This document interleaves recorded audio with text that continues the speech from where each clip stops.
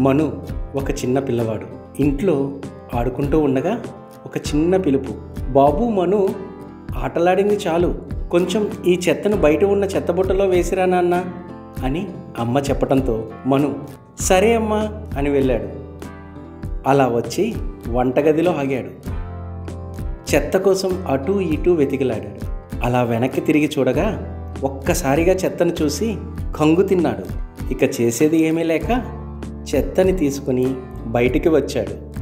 అక్కడికి వచ్చాక 3 రకాల చెత్త కుండీలను చూసి ఆలోచనలో పడ్డాడు, ఈ చెత్తను ఏ కుండీలో వేయాలి అని. అదే సమయంలో అటువైపుగా మార్కెట్కి వెళ్తున్న మిలిటరీ తాతయ్య రాసాగాడు. అలా మిలిటరీ తాతయ్య మను వైపు వచ్చి, ఏంటి మనవడా చెత్తని పట్టుకుని అటు ఇటు చూస్తున్నాం అని అడిగాడు. అప్పుడు మను, ఏం లేదు తాతయ్య, మా ఇంట్లో ఒక చెత్త బుట్ట మాత్రమే ఉంది. ఇక్కడ చూస్తే 3 రంగులలో చెత్త బుట్టలు ఉన్నాయి. ఈ చెత్తని ఎందులో వేయాలా అని ఆలోచిస్తున్నాను. కొంచెం నాకు వీటి గురించి చెప్పండి తాతయ్య. తప్పకుండా మను. సరే, ఇది నీలిరంగు, ఇందులో పొడి చెత్తను వేయాలి.